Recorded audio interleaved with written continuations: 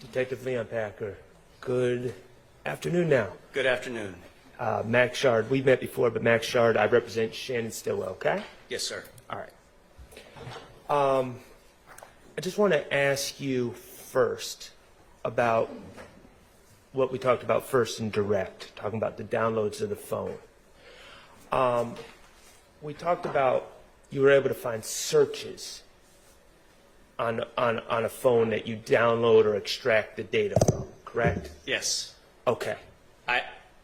I should say I didn't find searches because I didn't sift through the data, but I'm aware of there being some links associated with searches. So let me get this clear. You extracted information from several phones, including my client's phones, but you did not review any of the downloaded information. That's correct. Okay. Do you know who reviewed the downloaded information? I provided all of the extractions to investigator Marissa Viverito, who I believe conducted thorough reviews of the data. Okay. Now, it seems to me that your role now in law enforcement focuses a lot on cell phones, correct? Yes and no. I actually, in my role now with the FBI, I expect that I'll be spending a lot more time working with cell phone records from providers and less time working in mobile device forensics. So I'm transitioning now. But yes, over the past several years, I've been working a lot with mobile device forensics. You were once a homicide investigator, though, correct? Up until about 3 weeks ago, yes, sir. Okay. Now, as a homicide investigator, if you see a search in a phone, is there some information you'd want to know? Let me back that up.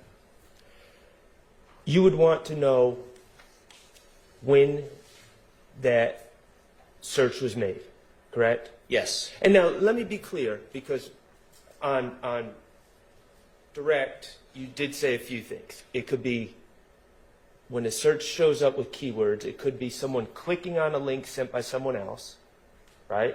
Yes. It could be someone searching in their phone themselves, correct? Yes. And it could be someone else utilizing a device, right? Just because it's someone's device doesn't mean they were the ones utilizing it at that time, correct? Yes, I wouldn't count that as a third option because as a forensic examiner, I'd only be concerned about what the phone did. So no matter who's holding the phone when it did what it did, it's only one of the two, right? The phone navigated to a URL that resulted in search results from, say, Google, regardless of who's holding it. Okay. Now, with all those qualifiers aside, as an investigator, if you saw search results in a phone of a person of interest, you would want to know what date that search was allegedly done, correct? Yes. Okay. You would want to know, if you were investigating a case with such a cell phone, you would want to know if on that date of that search, other people had already alerted the owner of the phone of the fact that something had occurred at an address, correct? I would take that into consideration in my examination of the results, yes. So, for instance, if the search was homicide or shooting, Smith Street,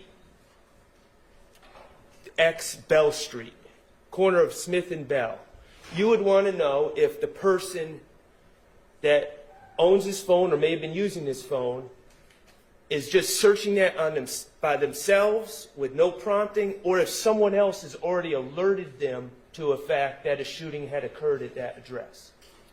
That would be an important fact to know as an investigator, wouldn't it? It would be an important consideration in how I reviewed the data, yes. Okay, and you'd also want to know, if the person searched these terms, hours after an event or days after an event, correct? Yes. Okay, and you'd want to know if there was press coverage about this event prior to the person searching. Objection, Your Honor. Press conference relevance? Press coverage. Overruled. Yes, and I'll add to explain my answer. It's not uncommon in cases of, I've worked homicides and I've been on our complex case squad in homicides. So I've worked a lot of violent crime cases, even those that haven't been homicides. I'm going to object as non-responsive if we're going to get into what usually happens. I will let him explain his answer. Okay, thank you. And it's not uncommon that there is media coverage of violent crime incidents when I'm conducting an investigation into such an incident. And it's not uncommon for those searches to be related to that media coverage of that incident. Right. Okay, so, but certainly there's a difference between someone, a suspect searching unknown keywords that no one else would know except them versus searching keywords after there's been media coverage, correct? That's difficult for me to answer in the hypothetical because oftentimes as an investigator conducting this type of search of a forensic analysis of a phone, I don't know what someone knows about the incident or how many people know it, especially if it's an incident that I suspect multiple people were involved in. Well, what if in that phone there was actual messages from other people alerting that person to the event? Would that give you insight as to whether they knew about the event? The person conducting the search? Yes. If other people had told them, Yep. texted them, Yep. sent them news articles in their phone. Yes and no. Yes, and that it would give me insight that there's evidence in the phone of the person operating the phone likely receiving information in that text message that, hey, this incident occurred. But no, in that I've worked many homicide cases where I see people that that I did charge with participation in a murder that were receiving notifications from other people, hey, did you hear about this incident? So one may have nothing to do with the other, but one could have something to do with the other. It could be important. I would take it into consideration, yes. That absolutely be a part of my consideration in examining the phone. As a homicide investigator, you would take it into consideration whether someone told the owner of the phone about specifics of that event before they typed in the keywords. Yes. Okay. And do you know what ATL Scoop is? Yes. Okay, ATL Scoop gives updates or really quick news about events around Atlanta, correct? Yes, largely the reposting of individual Instagram users' coverage of events around Atlanta.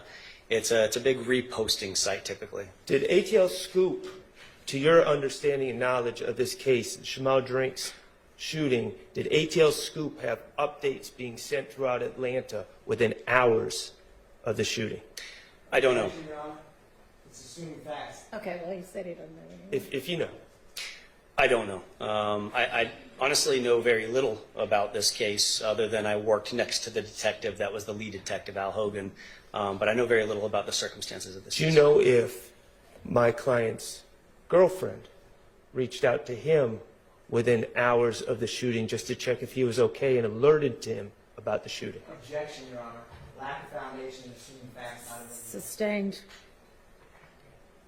Do you know if my client's grandmother did the same? Same objection. Sustained. Okay, so you didn't review the phone, so you don't know any of these answers that could add context to any searches. From the phone or my knowledge of just being in the homicide unit next to the lead detective, no, I still don't know the answer. Okay, great. Now, let's turn the page to the search warrant on 2830 Waters Road. Okay, is that okay? The execution of the search warrant. Yes, sir. All right, awesome. Now that happened on. There was, to your understanding, there was a shooting in the morning hours, March 16th going into March 17th of 2022 at that address, correct? Yes. Again, I know very little about the other shooting as well. I just went to assist in the execution of the search warrant, so I don't know very many case details about the other shooting, but it is my understanding that, yes, there was another shooting that was just before this incident. And you observed holes in the house, you observed holes in vehicles that were parked in the yard, etc., correct? Yes. All right. Do you know how many people were living at 2830 Waters Road at the time that you executed the search warrant? No. Do you know how many people frequent that address, were frequenting that address in March of 2022? No. Any evidence of that would have been on that video surveillance system that was no longer present when I executed the search warrant. Do you know of who the registered owner of that address is? No. Okay.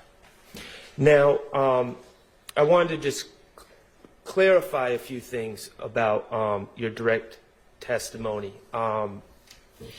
First of all, Ms. Knight or Mr. Atkins, could you kindly display 318 Victor Victor?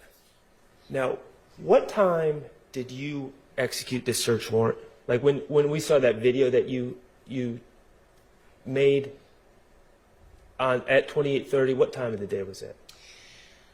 I don't recall, but I'll add that I often do, and I believe I may have in this case. When I start recording a video, I verbally say aloud the date and time that I begin the recording of the video. And I know that the audio is not included in this published version of this video, but I'd have to refer to that to tell you the exact That's fine. Do you have an approximate time? I'm not going to hold. Okay, it's fine. Sorry, I don't. Yeah. Light hours. Daylight, yes. Okay. All right. You are aware that on March 17th,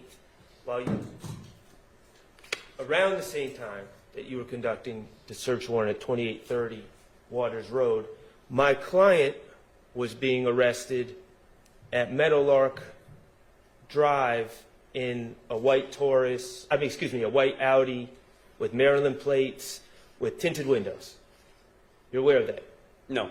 Okay. If I was back then, I don't have any recollection of it now because I wasn't involved in that investigation. All right. Well, I want to be very clear about a few things. 318, okay, we see a blue car, correct?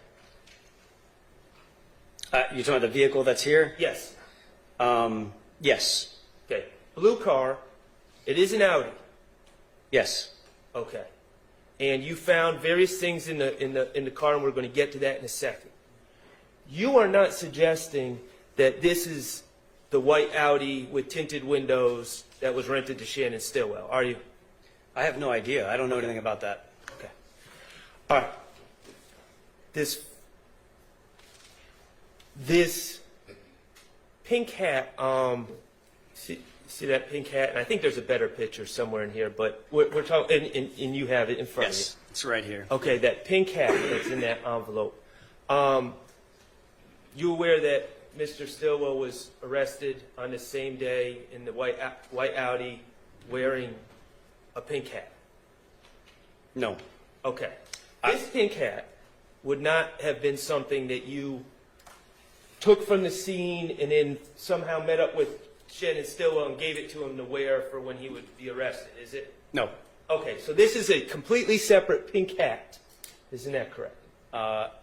I don't know when Mr. Stillwell was arrested or what the circumstances were, what time that was, if it was before or after the execution of this warrant. If I accept what you're telling me as fact, then sure, he was arrested before with a pink hat, but I don't know. I just know that this hat was recovered in this car on March 17th.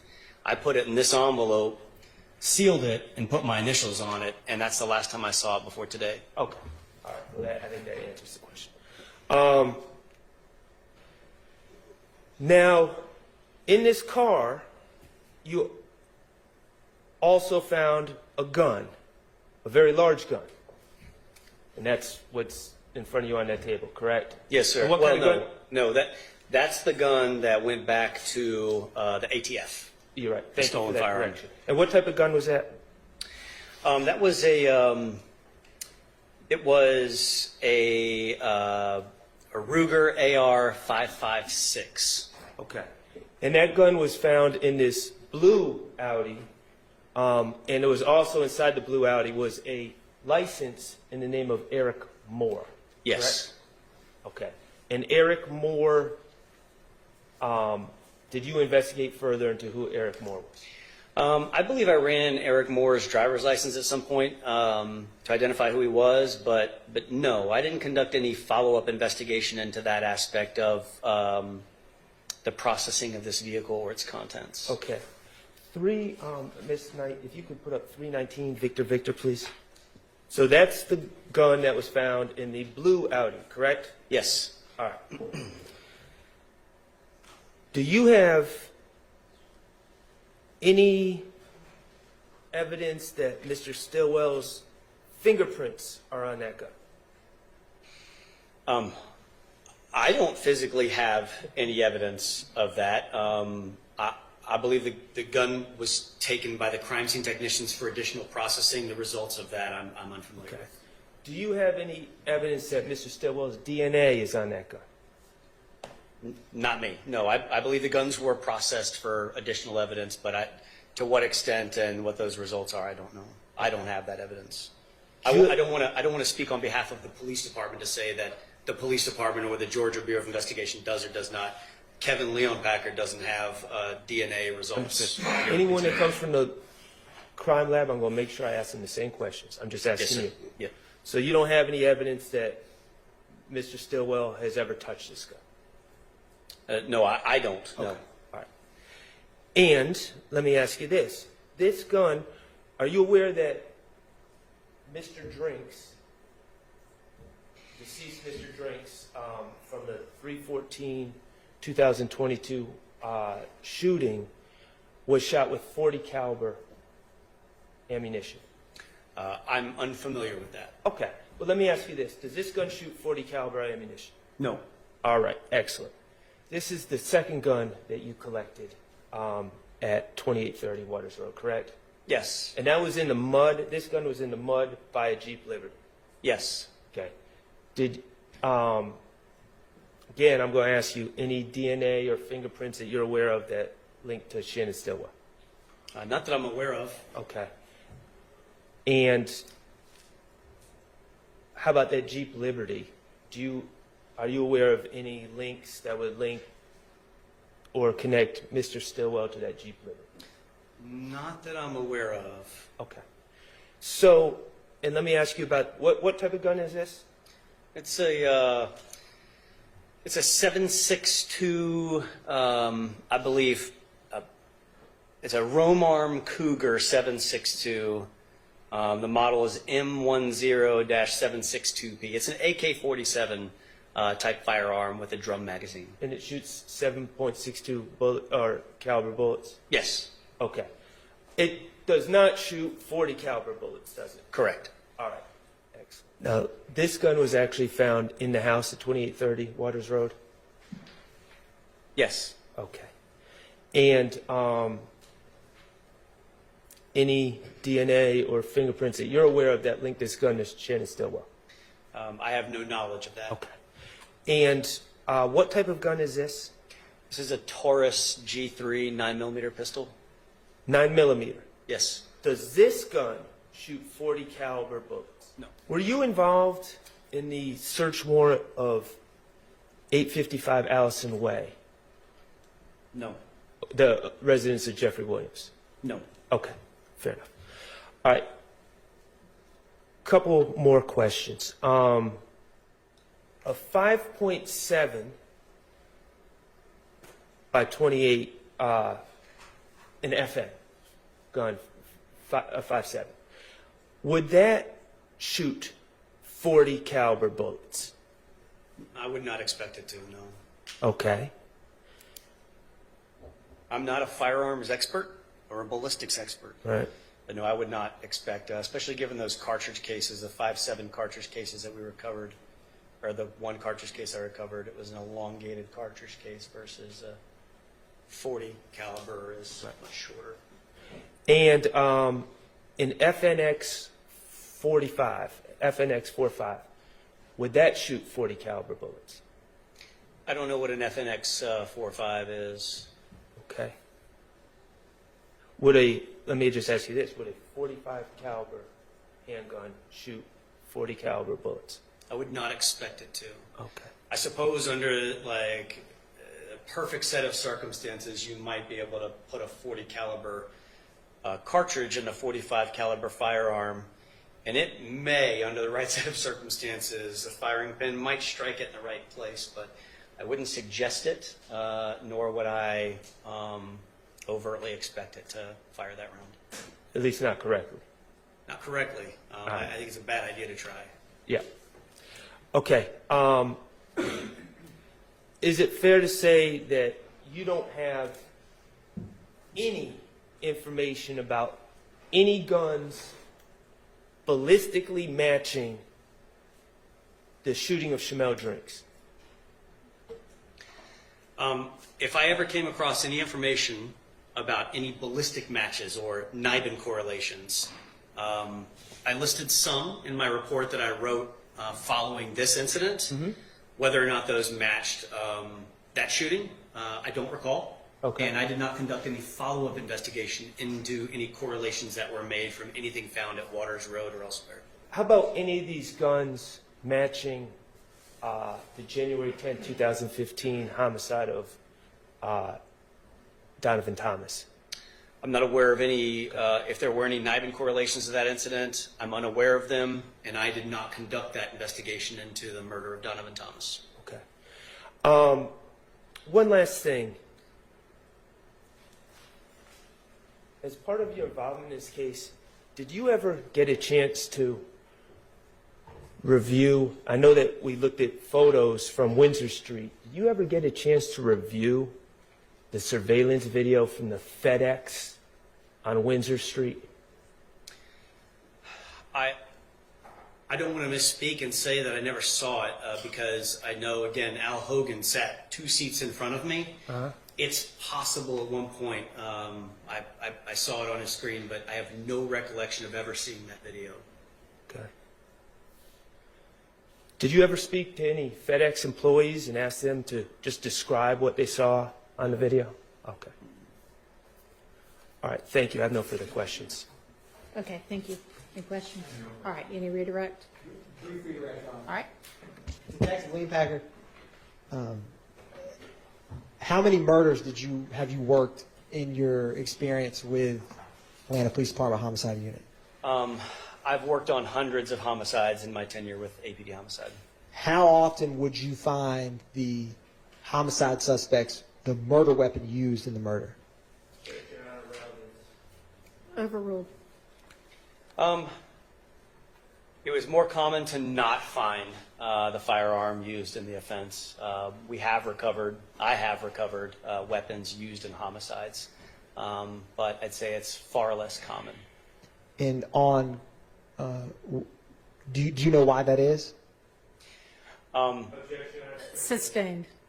Detective Leonpacher, on cross, you asked a lot of questions about searching of a location in a phone. Do you recall that? Searching a location of a phone? A suspect searching a specific location in their cell phone. Yes. And you were also asked questions about if they were notified or hypothetically what someone knew. Do you remember that? Yes. If you had information that a possible homicide suspect was either at or within minutes at the scene and searched that location, how would you take that piece of information? Sustained. On cross-examination, do you remember Mr. Schardt asking you about 8 to 10 questions about searching a location of an incident? Yes. And how that would impact your investigation? Yes. With those line of questionings that you remember, how would it impact your calculus if the person that searched the location was on the scene when the murder happened? I would perceive that as being intelligence gathering to determine what the police knew about the incident through media reporting. And if I obviously knew who my suspect was because I'm searching his or her phone, then I would incorporate that into a series of questions that I might ask that individual given the opportunity to interview them about their search of these items. It's not uncommon in my experience for people that have been determined to be involved in an incident to say that they had no involvement and they weren't there, and that they had little if no knowledge about the incident at all. So whether I confront them with the knowledge of knowing they searched about the incident and probably other evidence that suggests that they may have been at the scene, and the duration of time that passed between the incident occurring and when the search occurred would all be things that I'd want to talk to that individual about. One brief moment, Your Honor.